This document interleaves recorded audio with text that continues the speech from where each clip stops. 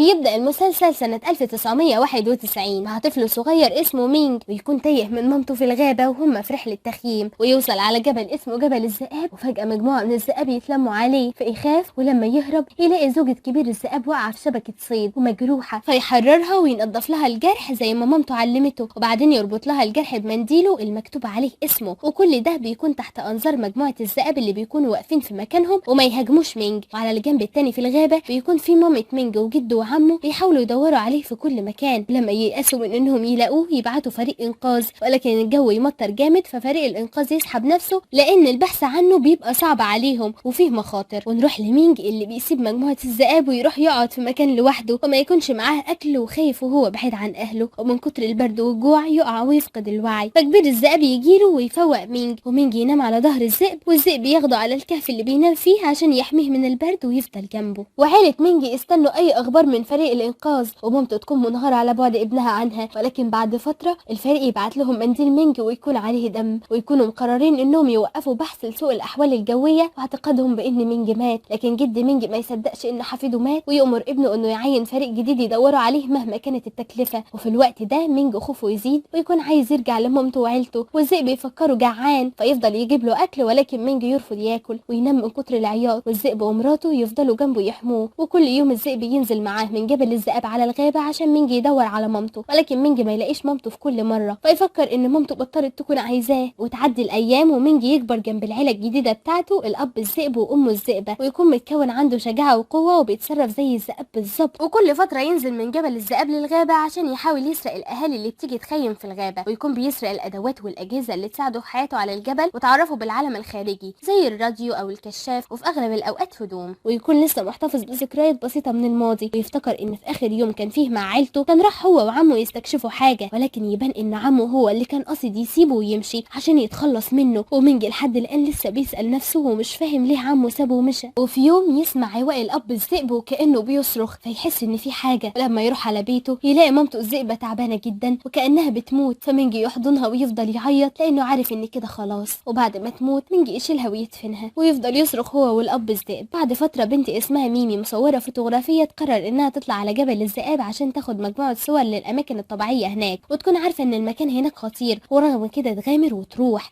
وفجأة تشوف مينج وهو بيسبح في بحيرة هناك فتخاف عشان عارفة ان مفيش حد موجود في المكان ده، ولما تدور عليه تاني ما تلاقيهوش، ولكن يقرب منها ويطلع لها فجأة ويتعامل معاها من غير حدود زي الاطفال، وبعدين يسألها عن اسمها ويكون عايزة تلعب معاه ويفضل يرشها بالمية، فهي تخاف منه وتمشي، لكن هو يروح وراها وهي تكون عايزة تروح على مكان معين ومش عارفة الطريق، فتضطر تسأله عليه ويطلع ان المكان ده بحيرة دموع النجم، وده مكان مقدس لعشيرة الذئاب. فوش مينج يتغير ويتصرف بغريزة الذئاب ويكون هيهجم عليها، فهي تقع من منحدر وتتعلق على غصن شجرة، وقبل ما تقع مينج ينقذها ولكن يغمى عليها وياخدها على مكان ويفوقها، ولما يعرف انها جعانة ياخدها عشان يجيب لها اكل، وهناك يشوف ارنب ويكون عايز يصطاده عشان ياكلها، ولما يصطاده يجرح ايده لكن ما يهتمش لجرحه، وميمي تكون عايزة تطهرهوله، ولكن هو يفضل يجري حواليها من فرحته ان الاول مرة انسان زيه يساعده في الصيد، وهي تكون عايزة توقفه لكن ما يسمعش كلامها غير لما تعمل له علامة اكس بايديها فيقف ويبدأ يسمع كلامها زي الاطفال، وميمي تساعده انها تطهر له جرحه. الجو يمطر عليهم فيقرر انه ياخدها على الكهف بتاعهم، ولكن الاب الذئب ما يكونش هناك، وميمي تفضل تعلمه التصوير ويتفرجوا على صور عيلتها، فمينج لما يشوف صور عيلتها يعرفها على اسمه ويقول لها انه مش عارف مكان مامته، وبعدين مشاعره تتلخبط ويبدأ يعيط لان مامته وحشته، ويكون متأثر لانه مفكر ان مفيش حد دور عليه، وميمي تزعل عليه وتحضنه وتغني له عشان تواسيه، ومينج ينام على كتفها من العياط، فميمي تنيمه وتستنى جنبه لحد ما يفوق، ولكن مينج يفوق بعد شوية على صوت رصاصة بندقية صيد، فيعرف ان ابوه الذئب في خطر، ويكون فعلا فيه 2 صيادين بيحاولوا يصطادوه، ولكن مينج يوصل ويرجع يتحول مرة تانية من طبيعته البشرية ويتصرف زي الذئاب ويهاجم الصيادين عشان الاب الذئب، لدرجة ان الصيادين يخافوا ويهربوا بسرعة، وكل ده قدام ميمي، وميمي يتكون عندها خوف منه بالذات لما الذئب يرجع معاهم على الكهف، وتقرر انها تمشي وترجع على بيتها، فمينج يحس بخوفها منه فيوعدها انه هياخدها على هناك ويطمنها انه لا يمكن يأذيها، وهي تطمن بعد ما تعرف ان الذئب ومراته هم اللي ربوه، ويحكي لها كل اللي مر بيه خلال حياته من اليوم اللي عمه سابه في الغابة لحد الآن، ويقول لها ان اللي ساعده في انه يتعلم الكلام هو الراديو، ويوريها انه مسجل الايام اللي عاشها في الغابة على جدران الكهف، ويعرفها انه بيكره البشر بالذات الصيادين اللي بيطاردوا الحيوانات، وانه بيعتبرها اول صديقة ليه من البشر، ويسألها اذا كانت بتعتبره هو كمان صديق، فهي تقول له انها بتخاف من تصرفاته، فيوعدها انه مش هيتصرف بعنف تاني عشان توافق على انها تكون صاحبته، ويبدا يظهر عليها التعب من تغير الجو، فيفضل يهتم بيها هو والاب الذئب. ولما يلاقي حالتها بتسوء يروح يجيب لها اعشاب من على قمه جبل، والمكان يكون خطير جدا، ورغم كده يجيبها وياكلها لها. وميمي تحسه طيب، ورغم انه عنده غريزه الذئاب الا انه افضل من البشر، وتكون موافقه انها تكون صاحبته. فمينج من غير مقدمات يبوسها، فهي تبعده وتضربه بالقلم وتتهمه انه منحرف، فهو ما يكونش فاهم هي ضربته ليه، ويكون مفكر ان دي حاجه عاديه بتحصل بين اي اتنين، وده لانه شاف اتنين من اللي بيجوا الغابه بيعملوا كده. فميمي تبدا تشرح له العلاقات العاطفيه وانهم اصدقاء، وان الصداقه مختلفه عن الحب، وهي بعد كل اللي تقوله له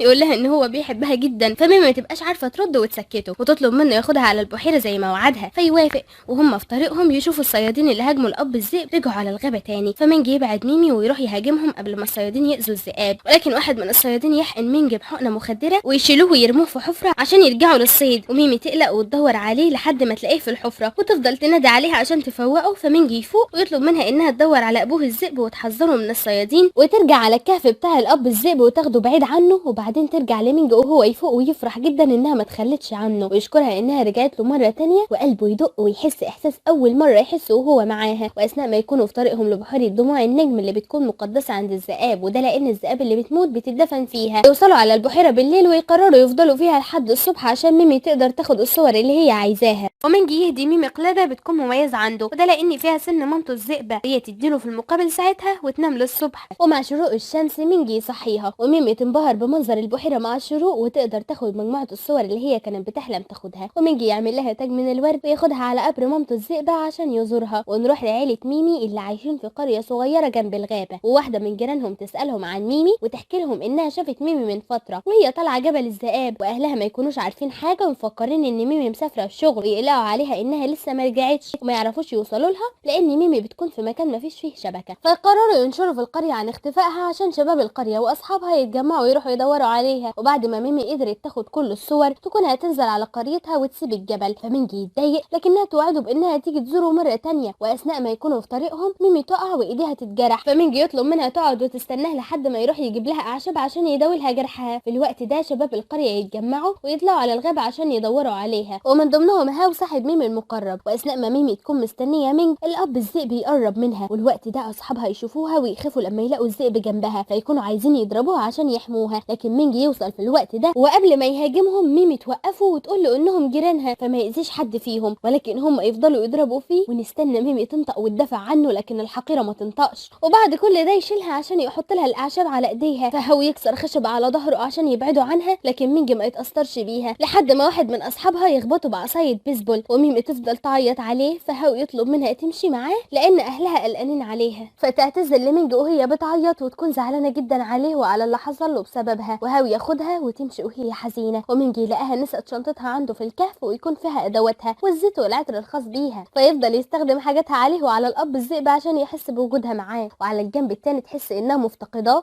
فتقرر انها ترجع له من تاني. والاب الذئب في نفس الوقت يدي لمينج شنطته وهو صغير وشنطه ميمي، وكانه بيطلب منه يسيب جبل الذئاب ويمشي، وده لانه بيحس ان مينج مفتقدها. ولكن مينج يفضل يعيط وما يكونش عايز يتخلى عن الذئب، لكن الذئب يسيبه ويمشي. ولما يلاقي مينج ما بيبطلش عياط يرجع له تاني وكانه بيواسيه. فمينج يقرر انه ينزل على القريه بتاعه ميمي عشان يقابلها ويطمن عليها، ويرجع تاني على جبل الذئاب، ويقرر انه ياخد الاب الذئب معاه. فيتقابل مع ميمي على مدخل الغابه ويفرحوا لما يشوفوا بعض. وبعدها ميمي تاخده معاها على مكان هادي في قريتها عشان يتكلموا سوا. واول ما يشوفها يغير كل خطته في انه يرجع على جبل الذئاب، ويقرر انه يفضل في القريه معاها. وميمي تكون عايزه تاخده يعيش معاهم في بيتها اللي بيتكون من دورين. الدور الاول بيكون محل بيبيعوا فيه اعشاب، والتاني عايشين فيه. ومامة ميمي تحب مينج من اول مره لانه بيحميها من ان رف الاعشاب يقع عليها، ولكن ترجع تخاف هي وزيزي اخت ميمي لما يشوفوا الاب الذئب معاه. ولما بابا ميمي يجي من بره، ميمي تجمع اهلها وتحكي لهم حكايه مينج وان الذئاب هم اللي ربوه، وتحاول تقنع اهلها يوافقوا يخلوا مينج والاب الذئب يعيشوا معاهم. ومامة ميمي تكون متعاطفه جدا معاه وزعلانه عليه انه كبر وسط حياه صعبه، لكن زيزي تكون خايفه منهم ومش واثقه فيهم. ولكن ابو ميمي ومامتها يوافقوا يقعدوهم معاهم في البيت، وده بعد ما عرفوا ان مينج هو اللي ساعد بنتهم على جبل الذئاب. ومن اول يوم مينج يبدا يساعد ابو ميمي في كل حاجه هو بيعملها، ويكون ابو ميمي بيعامله زي الاطفال ويعرفوا ازاي يتعامل مع الحاجات اللي بيشوفها اول مره. واهل ميمي يشوفوا بنتهم سعيده جدا بوجود مينج معاها، ومينج في البدايه يتصرف زي الاطفال، ولكن ميمي تبدا تعلمه ازاي يتعامل وتاخده معاها عشان تشتري له هدوم. واثناء ما تكون بتشتري له، البنات الموجودين في المحل يعجبوا بيه ويبان ان ميمي غارت عليه. ولما يرجعوا على البيت يتجمعوا كلهم سوا على على الاكل، واول ما مينجي يبدا ياكل يفتكر ذكريات من الماضي وايام ما مامته كانت بتاكله بنفسها، فيفضل ياكل ويعيط ويقول لهم انه مفتقد مامته ويكون متاثر، وده لانه مفكر ان مامته اتخلت عنه. فميمي واهلها يزعلوا عليه باستثناء زيزي اللي ما تكونش متاثره قوي، وده لانها مش حباه. وميمي لما تلاقيه زعلان ومفتقد مامته توعده انها تاخده معاها لشجره الامنيات اللي في قريتهم عشان يتمنى الامنيه اللي بيحلم بيها، وتفضل تدور على معلومات عن طفل مفقود من 25 سنه، وتلاقي فعلا عيله فقدوا ابنهم في الاثناء دي، فتسجل معلوماتهم عشان تتاكد اذا كانوا هم فعلا او لا. تاني يوم تاخده هو والاب الذئب عشان يروحوا شجره الامنيات، وهم في طريقهم يقابلوا هاو صاحب ميمي، ومينجي لما يشوفه يفتكر انه نفس الشخص اللي اخد ميمي من الجبل. وهاو كمان يتضايق لما يلاقيه معاها، ويقول لميمي ان المصوره المشهوره اني جرافس وصلت على تايوان، ودي تكون المصوره المفضله عند ميمي، ويقول لها انه جاي ياخدها عشان تشوفها لانها تسافر النهارده، وميمي تكون عايزه تروح معاه ولكن ما تكونش عارفه بسبب مينج. ولما هاو يمسك ايديها عشان ياخدها معاه مينجي يتعصب وينزل يتهجم عليه، ولكن ميمي تهديه وتقول له انها تضطر تروح مع هاو لانها عايزه تشوف المصوره المعجبه بها قبل ما تمشي، وتوعده انها تاخده مره تانية لشجره الامنيات، وتطلب منه يستنى جنب العربيه وهي تبعت حد يجي ياخده ويروحه على البيت، وتسيبه وتمشي مع هاو. واثناء ما يكون واقف مستني يكون في طفل متعلق على شجره بسبب انه كان طالع يجيب طيارته الورق، ولكن مينجي ينقذه وينزله كمان يجيب له طيارته، وكل ده يكون قدام شاب اسمه جيانج بينج. ومامة الطفل لما تشوف مينجي جنب ابنها تزعق لمينجي انه يبعد عن ابنها، وده لانها شافت مينجي وهو بيتخانق معاها، وتاخد ابنها وهي بتحذره انه ما يقربش من الراجل ده تاني لانه خطير. فمينجي يسمع كلامها ويتضايق، وجيانج بينج يزعل عشانه. وميمي لما توصل على المكان اللي فيه اني جرافس تلاقيها مشت وتزعل انها ما لحقتهاش. وشينونج اللي ميمي بعتها ياخد مينجي لما يروح عشان ياخده، مينجي يرفض يروح معاه ويقول له انه هيستنى ميمي هنا، ويطلع ان جيانج بينج عارف شينونج، والجو يمطر وجيانج بينج يقلق على مينجي ويطلب منه يروح معاهم، لكن مينجي يرفض ويصر انه يستنى ميمي. وفي نفس الوقت ميمي لما تتصل بواحد من عيله الطفل اللي افتقد من 25 سنه عشان تتاكد اذا كانت هي عيلته ولا لا، يطلع ان عم مينجي فعلا. ولما تعرفوا ان ليها صاحب كان عايش على جبل الذئاب وبتشك في ان صاحبها ده ممكن يكون هو نفس الشخص اللي هما كانوا بيدوروا عليه، عم مينجي يخاف ويكذب عليها ويقول لها انهم لقوا ابنهم من فتره طويله، وبيتمنى ان صاحبها كمان يلاقي اهله، ويفضل يسالها بعد كده عن اسمها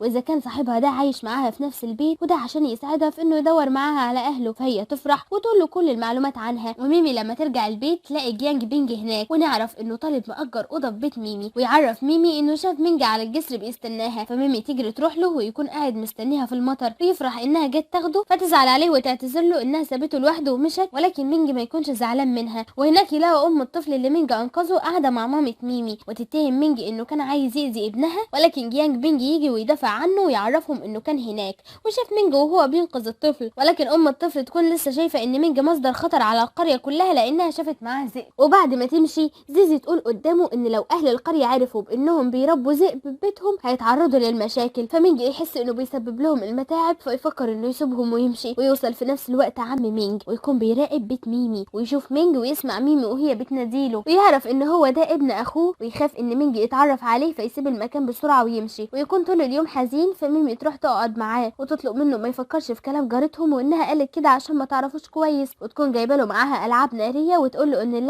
اللعب بيها بيغير حالته المزاجيه، ويفضلوا يلعبوا بيهم هما الاتنين سوا. ولكن ميمي تحس انه متغير ومش على طبيعته. ولما الكل ينام مينج يرجع يلبس هدومه القديمه اللي كان بيها على الجبل، ويسيب كل حاجه ميمي جايباها له وياخد الاب الذئب ويمشي. ولكن لما يوصل على الغابه يلاقي ميمي مستنياه هناك، وده لانها خمنت انه هيعمل كده بسبب انه كان متغير، وتطلب منه يفضل معاهم وما يسيبهاش، ولكن هو يرفض لانه مش عايزهم يتعرضوا للمشاكل بسببه، ويودعها ويمشي. وميمي تفضل تناديله وهي بتعيط وتطلب منه ما يسيبهاش، ويكون هيستسلم قدام دموعها لكن ما يبصش وراها عشان ما يضعفش، ولكن ميمي تروح وراه وتحضنه فابو قلب حنين يضعف ويرجع معاها. والمره دي تبدا تعلمه الحروف والكتابه والقراءه وكل الحاجات اللي هي تعرفها، وتقرر انها تديله اسم جديد وتسميه وولف. وتعدي ايام وكل يوم يتعلم حاجه جديده، وابو ميمي ومامتها يحبوه اكتر بمرور الوقت ويحسوا انه عايز يبدا يشتغل. فميمي تقرر انها تاخده يشتغل المساعد بتاعها، وتاني يوم تاخده معاها على شغلها المؤقت اللي هيكون في الشركه اللي بيشتغل فيها هاو. وهاو اول ما يشوف مينجي مع ميمي يقرر انه ما يتدخلش في قرارها بانها تاخده المساعد بتاعها، ولكن يسالها اذا كانت متاكده منه، فميمي تقول له انها متاكده منه وانه بيتعلم بسرعه. ومينجي يعتذر له على سوء تصرفه في البدايه ويوعده انه هيكون افضل مساعد لميمي. فهاو يحس انه اتغير فعلا، ويطلع ان الشركه اللي هاو بيشتغل فيها بتاعه عيله مينج، ومامته تكون نائبه المدير، وتقابلهم في اول يوم وتتعرف عليهم. ولكن ميمي تعرف نفسها بفيفان، وده الاسم اللي بتستخدمه في الشغل. ومينجي يعرف نفسه بوز وتصرف بلطف قدام مامته وهي تعجب بيه جدا، والاتنين يحسوا بألفة ناحيه بعض وتكون مرتاحه له، وميمي هي اللي هتكون مسؤوله عن صور الاعلانات بتاعه الادوات الرياضيه اللي الشركه بتبيعها. ومينج يعجبه سكيب بورد هناك، وهاوي يبدا يتعامل مع مينج بلوت ويقول له انه هيطلب من الشركه يبعتوا له واحد ليه على البيت كهديه صدقه بينهم، ويفتحوا هما الاثنين صفحه جديده سوا ويبقوا اصحاب. وبالليل هاوي يبعت له السكيب بورد ومينج يفرح جدا بيه، ويفضل يعلم نفسه ازاي يستخدمه ويتعلم عليه بسرعه، وكلهم يكونوا مبهورين بيه ويلاحظوا ان نظرات ميمي لمينج مختلفه، وان كلها مليانه حب واهلها يكونوا مبسوطين وهم شايفينها سعيده. تاني يوم الطفل اللي مينج انقذه قبل كده يقع من فوق الجبل وهو مع اهله في الغابه، واهله ما يعرفوش ينزلوا يجيبوه لان المكان خطير جدا. واول ما مينج يعرف يروح جري على الغابه وينزل هو عشان ينقذه. واول ما مامة ميمي تعرف انه نزل تخاف عليه جدا كانه ابنها، ولكن مينج يقدر ينقذ الطفل، واهل القريه يحبوه ويروحوا يقدموا له هدايا كتير على شجاعته. ومينج يتاثر بكل اللي مر بيه ويفتكر فرحه اهل الطفل لما انقذ ابنهم، وخوف مامة ميمي عليه، ويشكر ميمي على انها اول انسانه قبلت تتكلم معاه وساعدته في انه يتعرف على الناس، ويكون فرحان انه اخيرا بقى ليه عيله واصحاب زيه من البشر. ومامته على الجنب التاني تكون بتحتفل بعيد ميلاده زي ما هي متعوده كل سنه، وده لانها لسه متاكده انه عايش. وميمي تاخد مينج لشجره الامنيات زي ما كانت وعدته، وهناك مينج يتمنى ان مامته تكون بخير وانه يعيش بسعاده مع ميمي واهلها. وبعد ما يخلصوا ميمي تاخده على مكان مخصص للتزلج، وهناك يتدرب لحد ما يبقى متمكن فيها، ويكون فيه بنات بيتفرجوا عليه ويكونوا معجبين بيه، ويصوروه وهو بيلعب بالسكيت بورد مع لاعبين التنس، ويكون بيلعب كانه شخص محترف، وينشروا الفيديو بتاعه، والفيديو ينتشر بسرعه ويبقى ليه عدد كبير من البنات المعجبين بيه. وهاو لما يشوف الفيديو بتاعه يعرض الفيديو لاعضاء مجلس الاداره بتاعه الشركه، ويقترح عليهم ان وولف يعمل اعلان عن منتجات الشركه، واعضاء مجلس الاداره يوافقوا باستثناء عم مينج يرفض في البدايه، ولكن لما يلاقوهم كلهم مقتنعين بالفكره ما يقدرش يعترض. ويكون اكتر حاجه مريحاه ان مينج مقدم نفسه باسم وولف، وهاو يعرف ميمي ان مينج هيكون العارض بتاع الشركه، وهي تفرح جدا ويبداوا يجهزوا للاعلان. لكن مينج يتضايق لما يشوف هاو مقرب من ميمي وما يكونش فاهم ايه سبب خنقته، واثناء ما مامة مينج تكون خارجه من الشركه تخبط في موظفه والحاجات اللي معاها تقع، ولما تلم حاجاتها ما تاخدش بالها من محفظتها وتمشي، ولكن مينج ياخد المحفظه من الموظفه ويلحقها عشان يديها لها ويوقعها من ايده،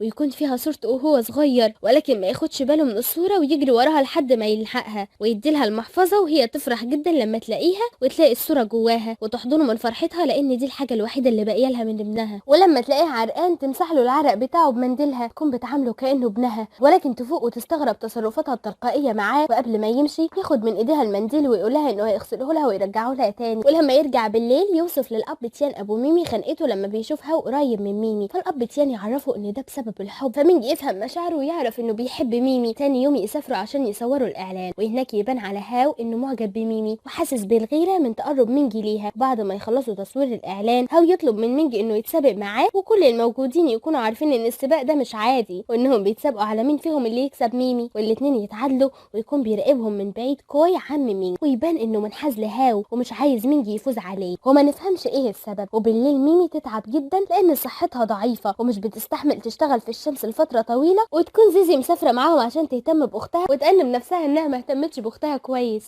وهاو يجيب لميمي علاج، ومينج يتضايق لانه ما عرفش يتصرف ويعمل حاجه لميمي، فيخرج وهو متضايق. ولما كوي يلاقيه بيتمشى لوحده يروح يتمشى جنبه، ولكن يسرح في اليوم اللي سابه فيه في الغابه ويقع من غير ما ياخد باله ويتجرح في رجله وما يقدرش يمشي، ما يكونش عايز مساعده من مينج ويطلب منه يناديله هاو، ولكن مينج يرفض يسيبه ويشيله على ظهره، ويفتكر انه لما كان صغير كان بيشيله دايما والوقت مينج هو اللي شايله، ويقول لنفسه انه كان بيحبه زمان لدرجه الجنون وكان بيشوفه ابنه. ولما ميمي تفوق من تعبها تروح عشان تقعد مع باقي اصحابها، ولكن ما تلاقيش مينج معاهم وتقلق عليه فتروح عشان تشوفه، فهاو يروح معاها ويتقابلوا مع وولف وهو شايل كوي، وكوي ما يقدرش يتحرك خالص على رجله فيضطروا ياخدوه على المستشفى. وابو كوي ومرات اخوه لما يعرفوا يروحوا وراه من خوفهم عليه، وبعد لما يطمنوا عليه يعرفوا ان وولف هو اللي شاله على هنا وساعده، فيعزموه على الاكل عندهم كنوع من انواع الشكر، ويطلبوا من فيفان واللي هي ميمي تبقى تيجي معاه ويخلصوا شغل في المكان اللي هم فيه ويكونوا خلاص هيرجعوا لبيتهم. ولكن قبلها وولف يستلم اول قبض ليه في حياته كلها ويفرح بيه جدا ويكون لسه هيعوي، فميمي تسكته وهو يوعدها انه هيجيب هدايا ليهم كلهم بكل الفلوس اللي معاه. ولما يرجعوا على البيت مامة ميمي تفضل تسأل ميمي عملت ايه اليومين اللي فاتوا، وتكون خايفة عليها لا تكون اجهدت نفسها كعادتها وما تكونش مهتمة بزيزي خالص ولا تسأل عليها. ولما تعرف ان ميمي تعبت في الشغل تاخدها وتدخل، وزيزي تبص على ايديها وتكون مجروحة وتزعل لانها دايما منسية من عيلتها والاهتمام كله بينصب على ميمي. واللي ياخد باله من كل اللي بيحصل ويزعل على زيزي هو كينج بينج. تاني يوم الاعلان ينزل بصورة وولف والبنات يعجبوا بيه وبوسامته وعدد كبير من الادوات الرياضية اللي اعلنوا يعلنوا عليها تتباع بشكل كبير، والشركة تقرر انها تمضي معاها عقد لمدة 2 سنين. ولكن كوي يحط شرط في العقد بان وولف ما ينفعش يكشف عن هويته الحقيقية مهما كان، ولو حصل وحد عرف هيدفع تعويض. فميمي تأكد لهم ان هي وعيلتها واهل قريتها كلهم هيخفوا هويته الحقيقية. وولف لما يلاقي ميمي متحمسة انه يشتغل معاهم وانه يتشهر يوافق يمضي معاهم. تاني يوم الشركة تعمل مؤتمر صحفي علشان يعلنوا تعاقدهم مع وولف، وميمي تلاحظ انه مش في طبيعته السعيدة وتحسه زعلان. وبعد ما يخلصوا وولف يروح علشان ياخد ميمي ويروحوا سوا، لكن ترفض وتقوله انها ما تنفعش تمشي معاه وسط معجباته. وهاو لما يمسك ايديها علشان ياخدها يروحها وولف يغير فيشدها منه، ولما ترفض تمشي معاه يقول لها انهم هيروحوا سوا في كل مرة، لكنها ترفض فيشيلها قدام الناس وياخدها ويمشوا. لكن تزعل منه جدا وما تتكلمش معاه طول الطريق، وتقول لنفسها ان مين دلوقتي بقى شخصية مشهورة ولازم تعلمه يحافظ على المسافة بينهم في الاماكن العامة. ولما يروحوا عزومة العشاء ميمي ترفض تقعد جنبه وتختار انها تقعد جنب هاو. وكوي يعرف وولف ان حضر له حراس شخصيين يفضلوا معاه طول الوقت علشان حاليا هو بقى مشهور وخطير عليه انه يمشي لوحده. فولف يرفض، وده لان الحراس دول حاولوا يمنعوه انه يقرب من ميمي، ولما يقنعوه انه ما ينفعش يمشي من غيرهم يقول له كوي ان ميمي مهمة عنده وانه ما ينفعش يبعدوها عنه في المستقبل. فكوي وعده انه هيحذرهم يقربوا من ميمي وانهم ينفذوا كلامه. بعد ما مينجي يمشي هو وميمي كوي يقول لهاو انه عارف بانه بيحب ميمي ولكن عنده منافس قوي، ويطلب منه ما يتخلاش عن حبه يعتبره عدو ليه ويستخدم كل الطرق الصح او الغلط المهم ما يخسرش ميمي ليه. ونروح لميمي اللي تفضل تتجنن مينجي في كل دقيقة عشان عايزاه يعتمد على نفسه ويبطل يتعلق بيها. ومينجي يتضايق قوي لان حتى العقد اللي هو هديهولها بسن مامته الذئب هي بطلت تلبسه، ولما يسألها عليه تطمنه انها محتفظة بيه معاها وانها مش عايزة تلبسه حاليا وتمشي وتسيبه. فمينجي يكره اليوم اللي بقى فيه مشهور، بيحس ان شهرته دي هتخسره ميمي. وتاني يوم يكون عنده تصوير وما يكونش عايز اي بنت تقرب منه او تعمل له حاجة غيرها، فهي تستسلم وتقرر انها تهتم بيه هي